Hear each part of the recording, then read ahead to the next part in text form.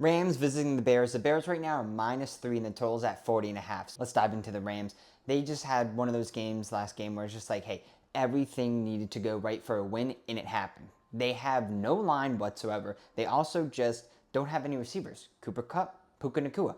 Both were not playing. So you have Tutu Atwell, which they might have the best three names in a receiving core. That being said, Tutu Atwell is actually their #1 receiver right now.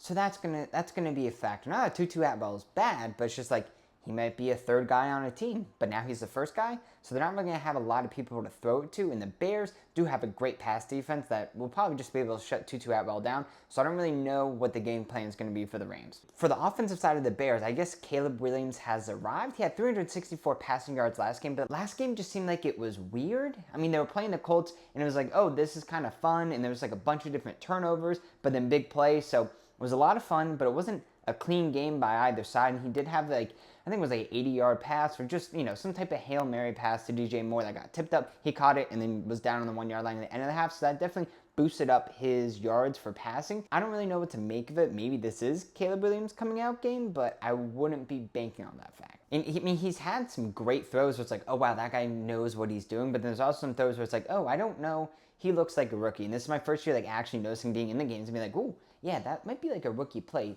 But when we're diving into the numbers, this opened up at Bears -1.5, then went to -2, -2.5, and now it's all the way up at -3. So definitely went from the -1.5 to the hook. So crossed a lot of key numbers there. Really, that's just because a lot of sharps have been hitting it. Thursday morning, there was 26% of the bets, but 56% of the money behind the Bears. Now, as we come to Saturday, which is when I'm filming this, we actually only have 23% with 19% of the money. So I think we can actually see the public starting to take a side on the Rams. But again, none of this matters. Let's go into the effective formula and see what pops out. Simple. A Bear would beat a Ram in a fight. Half point over to the Bears. Thinking about the cities which these teams play in, Rams, LA, Bears, Chicago. If I was just to walk outside, have a coffee, get some chit chat, I don't really think I'll get along with the people in LA, but I would in Chicago. So go ahead, give another half point over to Chicago. Right now we have the Bears at -4. But the thing is that Matt Stafford has a fantastic beard. It's gray and he really knows football from this. So I'm gonna go ahead, give a half point over to the Rams just because he's wise and his coach is really good. So gray beard, good coach. His coach also has a beard.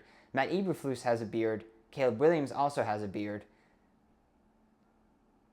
But none of their beards are gray like Matt Stafford. So I'm going to go ahead and actually give a half point over to the Rams. I have this ending line at Bears -3.5.